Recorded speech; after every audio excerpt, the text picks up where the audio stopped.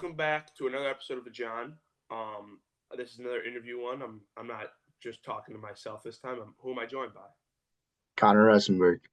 So Connor, thank you for taking time out of your busy schedule and Sunday and Father's Day to make space for me to interview you. So I'm like I was telling you before we started. I'm gonna.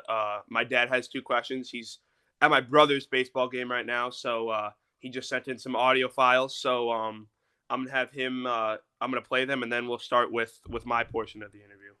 All right, sounds good. John loves a good dad joke. One of his favorites is what's an umpire's favorite movie? The Umpire Strikes Back. What's the worst dad joke your dad has ever told you, and why does it make you laugh? Um, Probably why are chickens so funny? And then the answer is like because. And I don't know, it's kind of just like a dumb joke, but he swears it's Yeah. fun. That I mean, yeah. My dad at my senior. So I don't know what you guys do for your high school, but at me for us when it was a um senior, you were a senior, your parents would talk to like the whole program, and my dad did that and talked about and started it with I think three dad jokes. So That's that's awesome. that's how I was remembered. So now I'm gonna play his second question. They're both really father related, and then we'll start with my questions. All right. I always tell John the only two things you can control in life in any situation is your attitude and effort. What's the best piece of advice that your dad has given you, and how have you applied it to life, baseball, your life? Yeah, so my dad has always taught me like it's kind of like a quote, like put your name on it. Like if you're gonna do something, do it with like the best effort that you can. You want people to know that like, oh, like say like you're cleaning up the garage or something, like, oh, you want to know that like, oh yeah, Connor did this, you can tell. Yeah, totally. I think that's a great point. I think that's just how you should approach everything. You want it to be perfect. Absolutely. Um, so we'll kind of start. I got like it progresses. You'll kind of see how the interview with my questions. So what is your game day routine like? I know I watched that DSR video, the DSarm or whatever video, where you and Jack Bauer went off against each other. And you guys seemed like you'd practice a lot and do a bunch of stuff together. But what is your usual game day routine like? Yeah, so I have like kind of two different routines. Like there's like the day that I pitch, obviously, and then there's just like a regular game day. So the days I pitch, during high school, I'd get out of school, I'd go get some lunch because I got early release. So I'd get out at 12:45 and then go get some lunch, and then I'd head over to the dome in Lockport. Me and Ryan would do our warm-ups together. I'd get all stretched out and everything, and then head over to the game, warm up again, and then just get ready to go. But other than that, just regular games. I mean, it's basically somewhat the same thing. It's get out of school, go get lunch, make sure I got good food in my body, and then other than that, really just like I kind of just listen to music and try to lock in before the game. Yeah. Do you have any like sort of go to like kind of like I know this is dumb how what I think of this as, but like I'm thinking of a Serenity song from the Anyone But You, Natasha Bedingfield. I'm just thinking of that where that's the first thing that comes to mind with like a song that kind of calms you down. So is there any song that kind of helps you kind of like get locked in sort of? I'm not. This sounds weird, but I started this in Georgia, and I went crazy in Georgia. But I listen to a lot of Red Hot Chili Peppers now, so Oh, that's kind of like a good pregame song for me because like I don't know why it kind of gives me like goosebumps in a way, but it doesn't. But at the mhm, same time, it like kind of calms me down a little bit. mhm. Yeah, definitely. Yeah, that's especially for someone your age. That's a Yeah, good pull. yeah. So I was doing some research about you and stuff, and you did an interview with Super 60 Elite, which is a big media. So how did media day prep compare to like a big game, like a state playoff environment? Like what was that like? Were you kind of nervous, like prepping for that and stuff? What was that kind of like? Not really. I try to take like all my interviews as just like a regular conversation. There just happens to be a camera there, but I Mhm. mean, at the same time, it's really just every interview is just like a conversation with the person, like you're just getting to know each other. Yeah, totally, totally. That's a great answer. Yeah, I mean, you're it's literally what we're doing right now, basically. Yeah. Um, so what was going through your mind walking into that, like the Super 60 event and all that, especially with top tier scouts watching, like with, and just also facing top tier talent as well? What was that kind of like? Yeah, so for Super 60, I got a little taste of like the MLB scouts before it, but that was like the first place I've ever seen like that many scouts. So Hmm. I was a little nervous, but once I started to like get my swing down and I started taking BP, it felt really good. So Hmm. I was real confident after that. And then that's really all I did because at that point my arm wasn't ramped up yet to be able to throw for anything. So I just ran the 60 and then did BP and everyone told me I did a good job. So I was pretty proud of myself. Hmm. Yeah, yeah. I mean, I like the first time I met you was at Jack Bauer's game. That was the first time I've ever seen MLB scout at a game too. Yeah. Um, and it's like I'm not even being scouted, but it's like kind of intimidating because it's like this dude is like really good at his job. It was a Rays scout, so like Hmm. those dudes are real. Like I'm not saying I'm a White Sox fan, so my Yeah. scouts aren't the best. So, Yeah. but the Rays are known for making these sort of below like the deck trades and then developing that talent. So that scout knows what he's doing. Yeah. So the next thing you talked a little bit about pitching, but you're a left-handed hitter, or no, sorry, left-handed pitcher, sorry, and Yep. a power hitter. How do you balance pitching priorities and hitting development in practice? Yeah. So the off season was honestly really rough because of how much like extra work it actually took. But the best way that I did was I found time in the morning for me to lift. So I'd lift before school. And then after school, right after I'd go get my pitching done stuff over at the Bodome. And then after that, I would normally hit at the Bodome too with I actually had the guy that throws BP for the White Sox. He was Hmm. throwing to me all winter, so that made it a lot easier. He was always at the dome, like ready to go with me. But that definitely helped a lot. And then every Saturday, I have hitting lessons with my hitting coach. So he's done some crazy things this year, and it's definitely been extremely beneficial.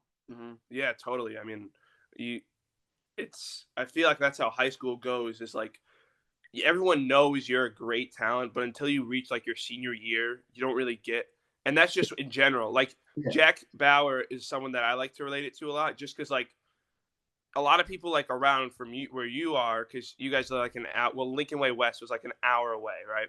So a lot of Hmm. people around your area were like, "Oh, we know this guy," but he didn't start reaching like the Chicagoland area, like other the northern suburbs, until really this year, Yeah. which that's just I think how high school Yep. is until you reach your sort of peak, your peak with velocity with everything, you're not going to be getting that sort of recognition, which I think is not really fair, but that's just kind of how high school baseball and the media Yeah. It's kind of is. just how it goes Hmm. for sure.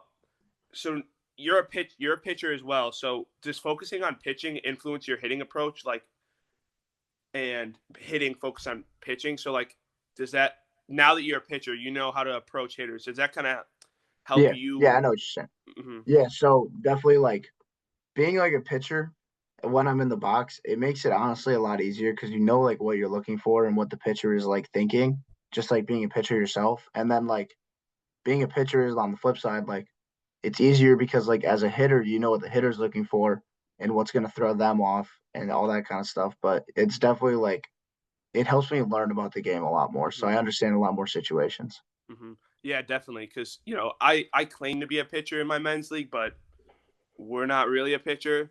But I mean, I watch Trevor Bauer and on YouTube, and like I just see the like you don't realize like the amount of like the approach and sort of like the tunneling that he talks about and everything about it, like how much being a pitcher really is besides just, oh, I'm going to throw this ball. Like you have to really think about it. Yeah. And a big thing that he likes to, and I love watching these videos on Instagram too, is when they do the same speed, like tunneling, and you just see a fastball and a curveball, and then right at the last second just drops out of the fate of the universe, which I think is sick. But Yeah.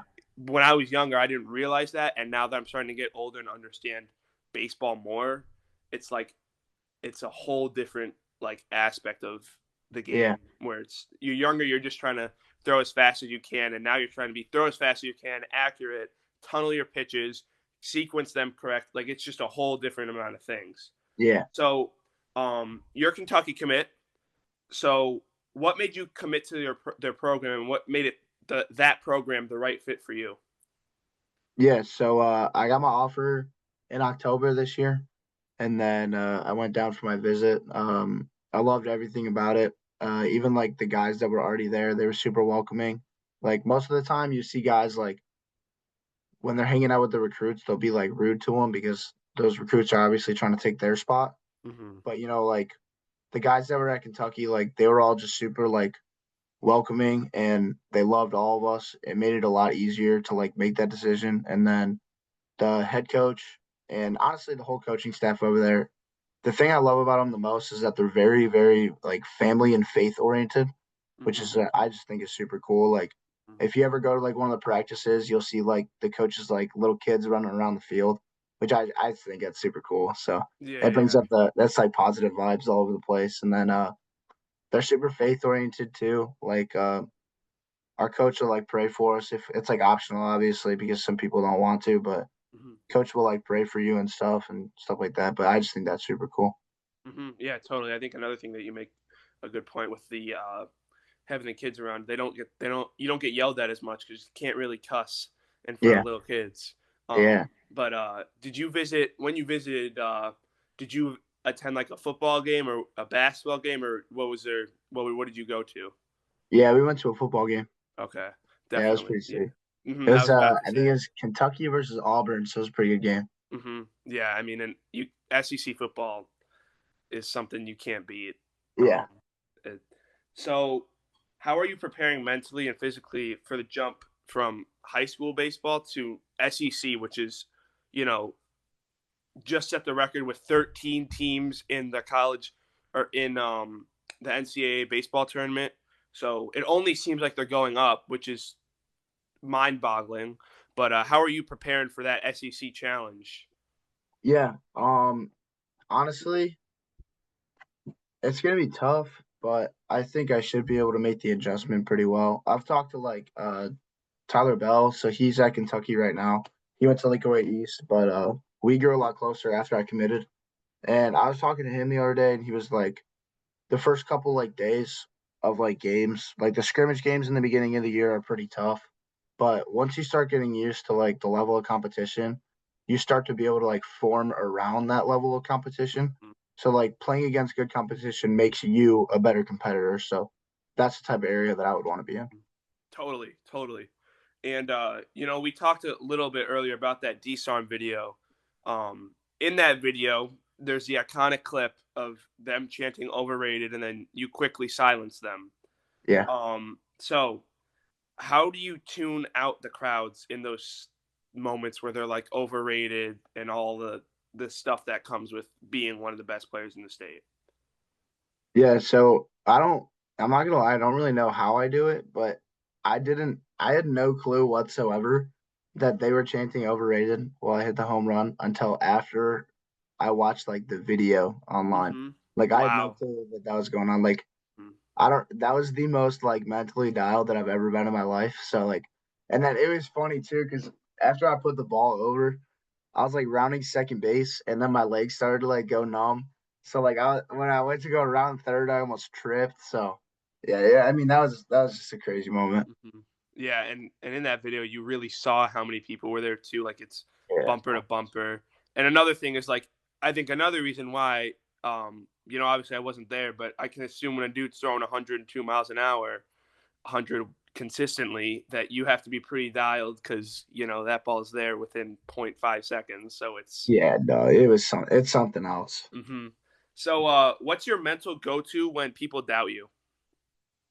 Um, to be honest, I've been doubted like my entire life, so I don't want to say I'm used to it, but it's honestly one of my biggest motivators. Hmm. But probably just like my mental go to is just like prove them wrong. Hmm. So Definitely.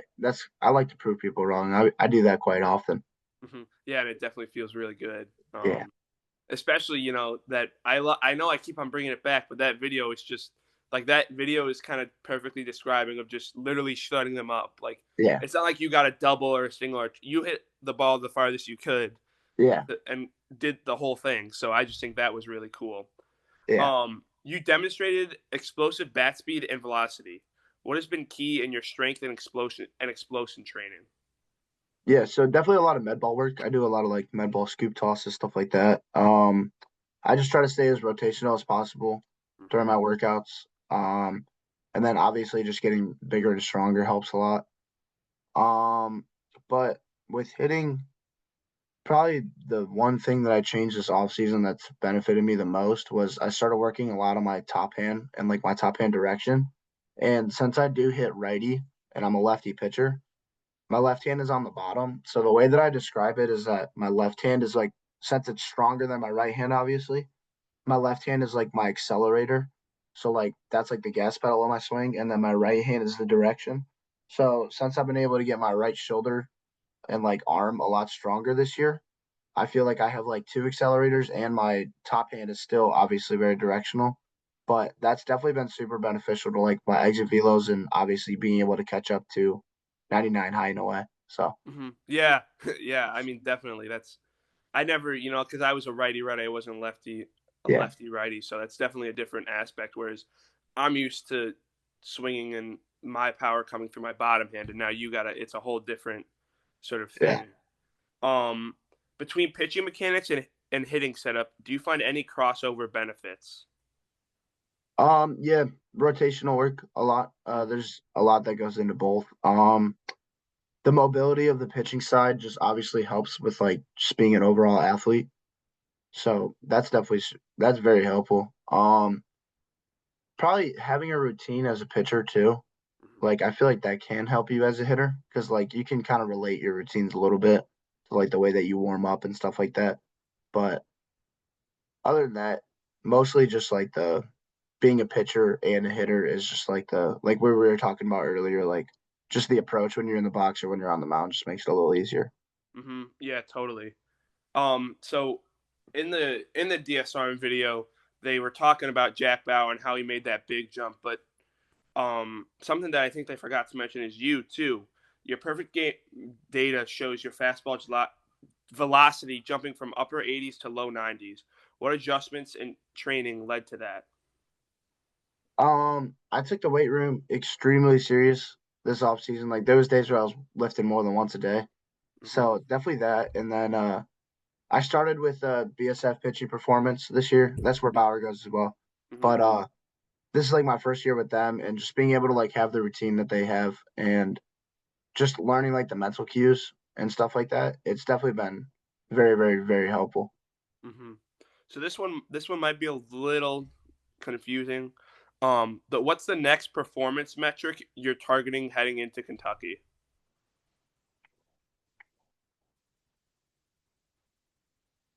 Performance, man. Does that mean like you talking like XGV and stuff? Yeah, yeah, Um, yeah, stuff like that. Hmm. um, I I want to get another mile an hour on the mound, so I'm trying to get like 96, 97. Hmm. So probably that, and then for the mound, just like get my spin rate up, just Yeah. so that way my stuff moves more. And Hmm. SEC hitters are gonna obviously be able to hit a flat 95, but Hmm. if your 95 moves a lot, you're probably gonna have a chance. But Exactly. so stuff like that, yeah, Yeah, and also you're a lefty too, so you have that also natural run and tail, yeah, which makes everything a whole different sort of yeah. thing. How do you see yourself fitting into the Wildcats clubhouse with veteran leaders, an energizer, or a student first? What are you going to try and bring to that locker room? As you know, you're a freshman, you're going to be the new guy. So what are you going to try and do? Yeah, so first things first, you got to prove yourself early. Mhm. So you have to prove yourself in that kind of way before you're becoming any kind of a character in the locker Yeah. room. But my goal is to just like be able to prove myself real early and then just be like a energizer and some sort of a leader. Not a lot of people like a freshman to be a leader, but I feel like it can be beneficial if I am because I'm so used to it now because I've been a leader for my varsity team on high school for the last 3 years, I'd say. Hmm. Yeah. I've been a leader since like my sophomore year, but yeah, so definitely just prove myself and be able to like help lead and energize the dugout and the clubhouse. Yeah, that actually segues perfectly into my next question. Back in high school, I say that like you were in high school 20 years ago, like a few weeks ago.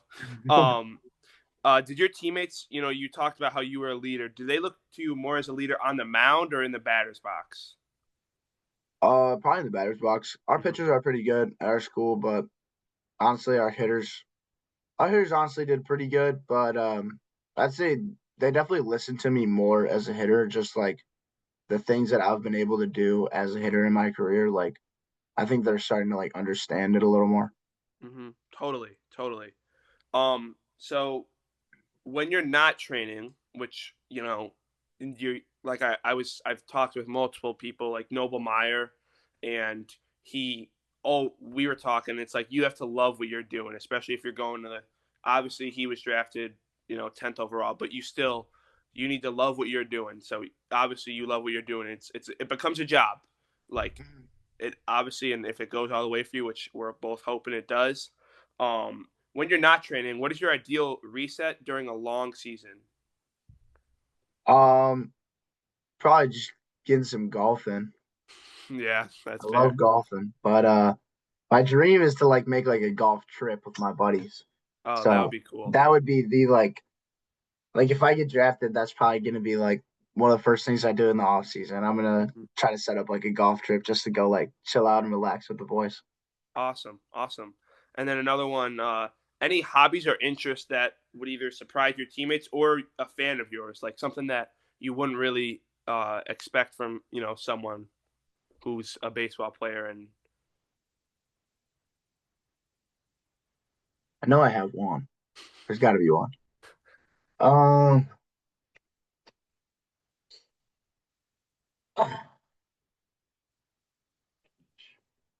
um, Honestly, I wouldn't tell my mom this because then she'll make me do it all the time. But I kind of enjoy cleaning.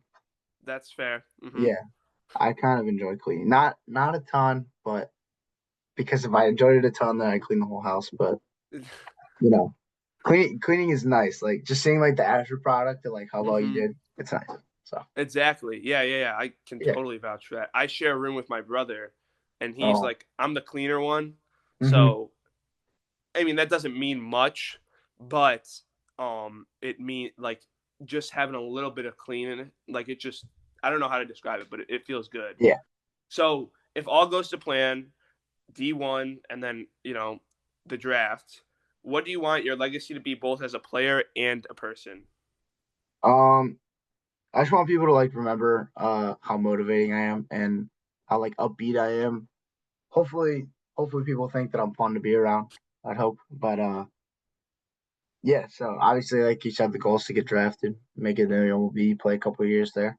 Um, but yeah, I really just want people to remember like how fun it was to be able to be around me or be able to watch me. Yeah, totally. And I talked about this earlier, kind of how the difference in where both you and I live. And I mean, I'm not a stalker. I'm just saying the high school. Um, your high school, it's right across the street is cornfields. Like, Yep.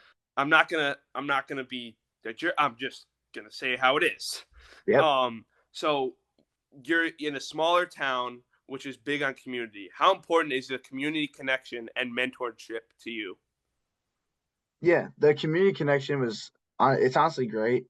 Just like one of the coolest things in the world with like the community is that since I am from like a smaller town, like a lot of people know who I am. So like I'll be at Target some days and then like I'll have like two little kids come up to me and like ask for a picture. And I just think that's like the coolest thing ever. Hmm. And then like after like high school games, just being able to like sign stuff and Yeah. take pictures with kids, I that's just the coolest thing ever. Like being in a small community is something else. Like it's honestly great. Yeah, like I'm in like a smaller community, but I'm in like the northern suburbs of Chicago. So like Okay, yeah. I'm it's even though it's a small town, there's still a town right next to us, Yeah. like a block, you know what I mean? So it's all like it's very close and stuff. But I definitely get what you're saying. That's really cool that people just go up to you when you're on your target runs or whatever. That's really Yeah. cool. That's Hopefully, awesome. hopefully that's what this podcast becomes and people start walking up to me. But Yeah. 'cause, I wasn't as skilled in the baseball department as you and everyone else is. Um, what is it like being on MLB draft radars? Honestly, if you would have told me like 3 years ago that I would be, I would tell you that you're insane. So honestly, it's like a huge blessing. I would have never saw it coming, but I do at the same time. I feel like I deserve it. Hmm. I've definitely earned it with the amount of work that I put in, the amount of time I've put in, and just like the feeling of like my first house meeting with a scout. I was like, okay, I don't really know like what is going on, and then after it, I was like, oh my gosh, there was actually an LB scout at my house talking about drafting me. Like this is insane. Like it was Yeah, just the yeah. coolest thing ever. So without giving up the information that you can't, what was that kind of house meeting like, and what was that just feeling like? Yeah, so obviously I was very nervous. Yeah. Because an LB scout was at my house. But honestly, once they start talking to you, it's really not that bad. It's at the same time it's kind of just like this. It's just conversation, like I get to know you, and then you just get to ask questions about whatever team they're from and what kind of things that they do. And then honestly, I'd say probably the coolest thing I took out of the house meetings was just another thing. Like, I don't want to say like they're doubting me, obviously, because they were at my house, but they were telling me, like, oh, you're probably just going to be a pitcher because you're a lefty. And then I ended up hitting the bomb off a Bauer, and then my entire world changed. And then a lot more people want me to hit. So I think that that was super cool too. That's cool. We might have another Shohei Ohtani, or Jack Caglione was like that, and then he got to MLB. So you never know. Yeah. But yeah, you just talked about hitting that home run off of your good friend too. Well, at least it seems like I would assume you guys are pretty close. Yeah. What was that like hitting the home run off of Jack Bauer? And is that something that you hold over him? If you're messing around, or you know what I mean? Yeah. So obviously, me and Bauer talk a lot. And then during that YouTube video that D Summer posted, like obviously there's clips in there that we couldn't put in the video because me and Bauer were just messing with each other. But I was telling him for like 2 months before the game that I was telling him I was like, if you throw me a fastball, you're not gonna see the ball again. Like I'm going to take you yard. And Hmm. then we ended up doing live at bats in the winter, and I got like the exact same pitch in the exact same spot, and then I did the exact same swing. So it was actually really funny. We overlaid the videos, and it was honestly crazy how like accurate it was. But yeah, no, I don't. I Me and Bauer don't mess with each other enough to where I need to bring it up anymore. Hmm. So, but yeah, me and him like grew up together and everything. So we're real close. And even like right after the game, we went out to dinner with each other. So Yeah. he didn't really care too much. It's just like I think he just gained a lot more respect for me after. Hmm. Yeah, totally. I mean, taking someone deep, not only in the game but in the cages, who's going to be a probable first round or borderline first round pick, Yeah, is something that's pretty impressive to do. And I think you finally got the recognition that you deserved with that video. yeah, Um, but yeah, that's something that I think I would be. I mean, the fastest I ever saw was 92, yeah, and I can't imagine what 99 looked like. High and yeah, away too from a lefty, so it's tailing away from you. Is yeah. that's some impressive stuff. Yeah, there was Um, one. Hold on, there's one more thing about that. The craziest thing is that like I swear everybody has seen the video. Like yeah. I'm playing summer ball against kids that like I've never seen in my life, and they're like 20 years old, and I'm like hitting, and the catcher will like tap me, and he'll go, "Yo, are you the one that took Bauer yard?" And I'm like, dude, there's no way like you saw that video. Like it's honestly crazy. Hmm. Yeah, I mean I knew who you were, like I knew your name, I knew, but then that video was something. And then when I was looking at the schedules, because I'm like I told you, I was talking to Jack, um, and I wanted to go see him play, and I realized it was at your school. I was like, okay, maybe there's a shot I see him. And I was talking with my brother. I'm like, if we see him, I'm gonna try and talk to him. And you were very cool and approachable, so I was like, all right. Yeah, But yeah, I mean that's pretty cool walking around, especially in a men's league too. Like you didn't even know me, and I just went up to you. I'm like, "Are you Connor?" And you were yeah, real cool. So that's really cool. yeah. But your high school career came to an end earlier this summer. What was your favorite memory of high school ball? I'd say honestly all of our Georgia trips. We went to Lake Point my every year that I was in varsity. Wow. So that was like the bus ride was like super fun but super terrible because it was like 13 hours of the bus. It smelled terrible by the time we got there. But honestly, those are just memories that like I'll never forget. Like just Mhm, like some of the things we did down there together as a team. It was just so fun. But mhm, it definitely I think that any like high school team that's looking to be better and you have enough money in your budget to be able to go somewhere, like you need to take a trip with your team because just like how much the team bonds after that. Like before our Georgia trip, none of us really talked very much at all. Like even the seniors. mhm. But after that trip, it felt like we were just like one big family. Like it's a very very beneficial to a season. Hmm. Yeah, totally. And like Lake Point's one of the best competitions you're going to get in the Yeah, country, especially for like I don't want to say, I don't know, amateur, I guess is what I'll say, but like high school talent, that's the best you're going to get. yeah, Um, with, with, I mean, elite talent, you're going to see guys who are on MLB draft radars all over there. So I think that's a great thing. And also, you guys were consistently one of the best teams in the state this year. So it's like that's just going to raise your level because if you're competing with teams in Georgia, which is notoriously known for better baseball yeah, than here, that's just another great thing. yeah. So that's all I have for today. But thank you again for being really flexible with everything and helping me out. Doing this interview. I hope you enjoyed it. I hope it was Yeah. as good as I advertised it or as I could have advertised Yeah. it. Um, but yeah, thank you guys. Make sure to leave a like, comment, subscribe. Don't nobody go in the bathroom for about 35, 45 minutes. Somebody open the window.